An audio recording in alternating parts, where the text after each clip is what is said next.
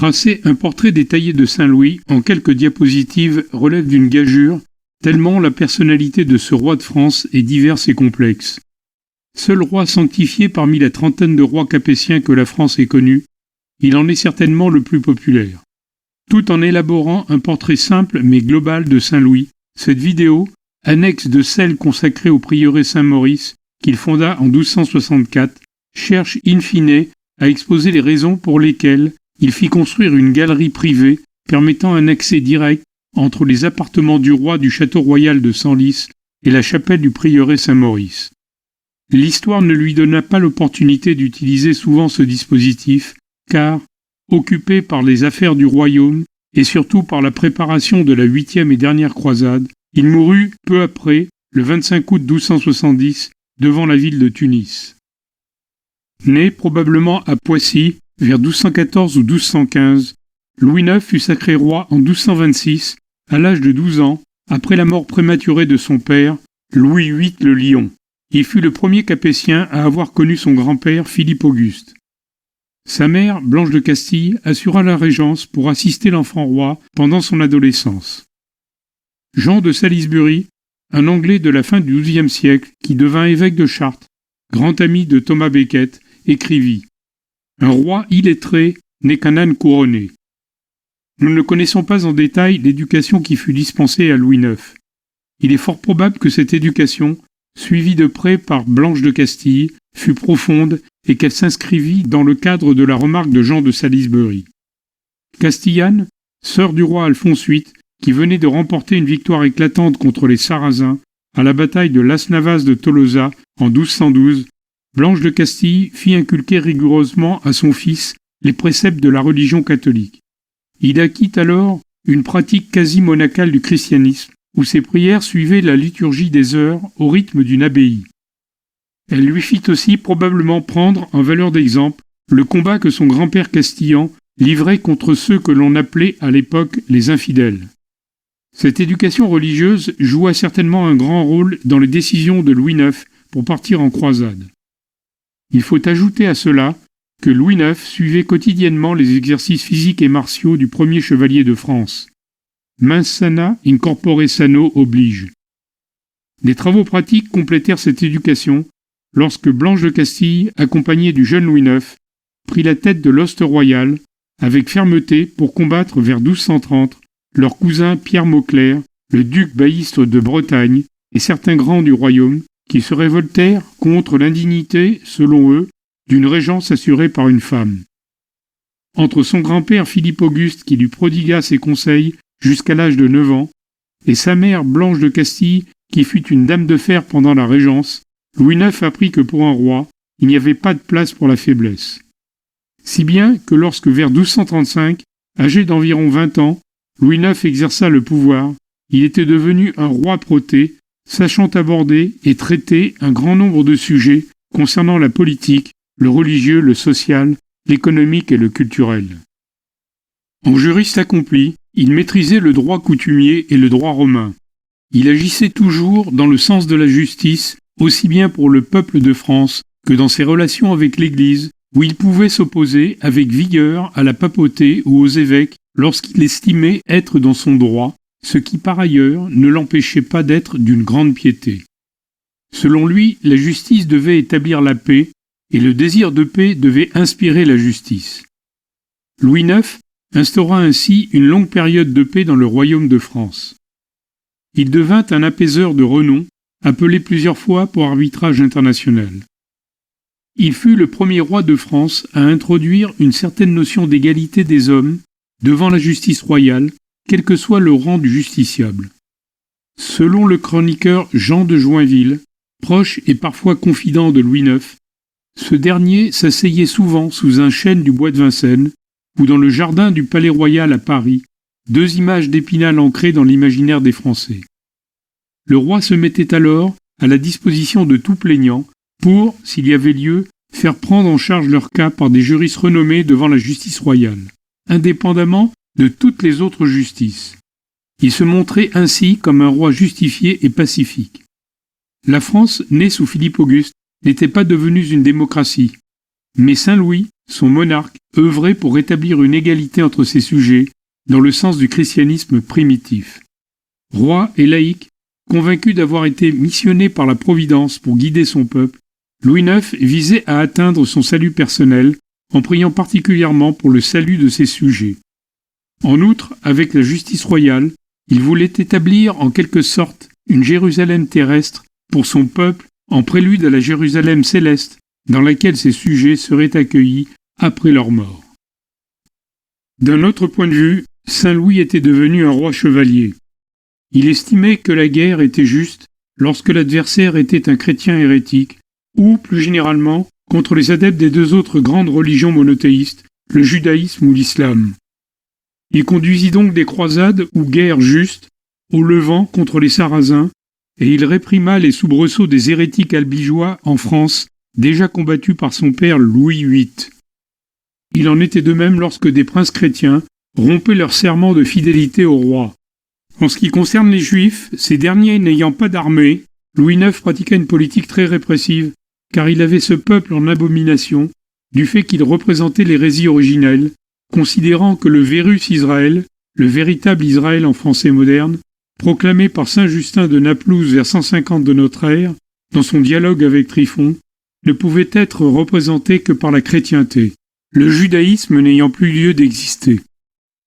Sans ouvrir ici un long débat sur la condition des Juifs en France, avec les persécutions telles que le port du signe distinctif de la rouelle et les quelques massacres perpétrés à l'époque de Saint Louis, on peut affirmer néanmoins que le lien de filiation entre judaïsme et christianisme par le biais de l'Ancien Testament ne pouvait être dénié, ce qui posait un problème juridique au roi justicier, contrairement à l'islam, bien séparé des deux autres religions dès la descendance d'Abraham, et envers qui la guerre était donc recommandée. À cet égard, les Juifs étant à la fois en dedans et en dehors du christianisme posaient problème. Comme l'indique Jacques Le Goff, par les mesures que Saint Louis prit contre les Juifs, il fut un jalon sur la route de l'antisémitisme chrétien, occidental et français. Au combat, Louis IX était intrépide, prenant la tête des charges de cavalerie sans état d'âme, même si son habit royal le distinguait comme cible privilégiée pour l'adversaire. Après les batailles, dans un esprit de miséricorde et de charité chrétienne, il faisait porter assistance aux soldats ennemis blessés pour leur sauver la vie. Il se montrait ainsi comme un roi guerrier défendant la juste cause. Saint Louis affichait une dévotion obsessionnelle pour la construction de bâtiments religieux. Dès sa propre consécration à l'âge de 12 ans, Saint Louis assista en 1227 à la consécration de l'abbaye cistercienne de Lompont dans l'Aisne.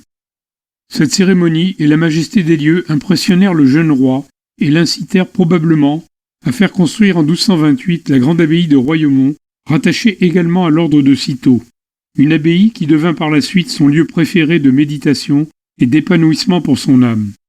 On peut ajouter, sans en faire une liste exhaustive, la construction des abbayes du Lys et de Maubuisson, proches de Royaumont, à la demande de Blanche de Castille, d'un certain nombre de couvents de prêcheurs et de cordeliers, ainsi que l'abbaye des Cordelières de Saint-Cloud, à la demande de sa sœur Isabelle. La liste complète, qui comprend le prieuré Saint-Maurice, est bien plus longue, au point que Jacques Le Goff écrit « Il se conduit souvent ici, en laïc, à la piété excessive, en roi à qui il ne manque que l'habit de moine. » Mais Saint Louis fit construire également des bâtiments profanes, châteaux ou palais, dont certains furent dotés de saintes chapelles, comme au palais de la Cité à Paris ou au château de Saint-Germain-en-Laye. On peut citer aussi la construction des remparts de la ville d'Angers pendant la Régence, afin de faire face, avec Blanche de Castille, à la révolte de Pierre Mauclerc et de ses alliés. Dans le cadre de ses œuvres de charité, il fit construire en 1254 un hospice à Paris, destiné à accueillir des aveugles à l'emplacement actuel du musée du Louvre. Appelé l'hospice des 15-20, c'est-à-dire 15 x 20, soit 300, en système de numération vicésimale ou système à base 20, utilisé à l'époque, cet hospice accueillit 300 chevaliers devenus prisonniers des Sarrasins lors de la 7e croisade. Ces chevaliers furent, selon la légende, aveuglés par contingent journalier de 15 suppliciés jusqu'au versement d'une rançon requise pour libérer les prisonniers francs. Cette rançon aurait été versée avec 20 jours de retard, d'où le nombre de 300 martyrs. L'hospice déménagé dans le 12e arrondissement de Paris se transforma en hôpital pour aveugles fin du XVIIIe siècle et une clinique spécialisée en ophtalmologie y fut installée au XIXe siècle. Saint-Louis eut l'occasion de rencontrer les ordres mendiants, nouvellement créés vers le début du XIIIe siècle, les franciscains et les dominicains, dont la prédication reposait sur la charité, la pauvreté et l'humilité. Contrairement aux moines reclus dans leurs abbayes, ceux-ci s'installèrent dans les villes auprès des laïcs auxquels ils se mêlaient, ceux qui rejoignaient la volonté de Saint Louis de préparer son peuple à la Jérusalem céleste. À cet égard, l'exemple de l'installation des franciscains cordeliers, d'abord dans un faubourg jouxtant la ville de Senlis en 1228, puis dans la ville elle-même en 1243, est significatif. Cette approche de la prédication séduisit le roi. Dès lors, les frères mendiants jouèrent un grand rôle auprès de Louis IX, aussi bien dans sa vie religieuse, où il semble que le roi n'ait connu d'autres confesseurs qu'appartenant à ses ordres, mais aussi dans l'exercice de sa fonction royale, où il leur confia des missions de confiance, comme par exemple celle d'enquêter sur une réforme de l'administration royale et la réparation des injustices. Pour cette enquête, les ordres mendiants fournirent un contingent de 15 frères, soit la moitié du total des enquêteurs. Pour autant, Saint-Louis ne délaissa pas les abbayes, car il leur rendit visite régulièrement. Mais son comportement y était imprégné des préceptes de vie déployés par les ordres mendiants. Ainsi, à Royaumont, il avait coutume par humilité de servir les moines dans le réfectoire et par charité, il rendait visite à l'infirmerie de l'abbaye pour aider à soigner les malades et s'occuper des lépreux, dont l'un, au nom de Léger, resta dans les mémoires.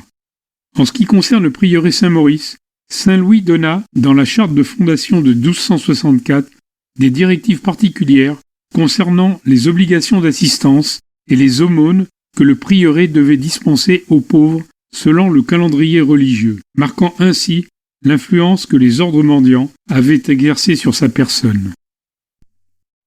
Dans l'exercice de sa propre religion, Saint-Louis adopta une pratique dévotionnelle très contraignante. Son aversion du péché mortel le conduisait à une volonté sans faille de faire pénitence. Il jeûnait si souvent que, selon son confesseur, Geoffroy de Beaulieu, on devait l'empêcher de faire maigre le lundi, alors que toute l'année, il jeûnait déjà le vendredi et qu'il faisait maigre le mercredi. Tous les vendredis, il subissait de ses confesseurs des flagellations qu'il demandait à durcir s'il ne souffrait pas suffisamment des coups portés. La prière se situait au centre de sa dévotion. Il écoutait quotidiennement les offices des prières aux heures canoniques et aux heures de la Vierge. Il assistait tous les jours au minimum à 2 messes et quelquefois à 3 ou 4 messes. Quand il n'était pas malade, il priait tous les soirs dans sa chapelle, accompagné d'un chapelain, et il continuait ses oraisons jaculatoires longtemps après le départ de ce dernier.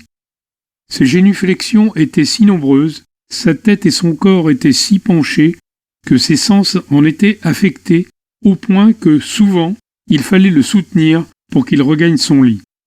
Certains ont parlé d'un état extatique atteint par le roi pendant ses prières. La nuit, il se levait vers minuit pour chanter matines, puis de retour dans sa chambre, il priait au pied de son lit. Avec un tel emploi du temps journalier de Saint-Louis, on comprend facilement qu'entre les appartements royaux du château royal de Senlis et la chapelle du prieuré Saint-Maurice, il fit construire une galerie lui permettant de circuler à tout moment, par tout temps et en toute discrétion, comme il l'avait déjà fait pour la Sainte-Chapelle de Paris.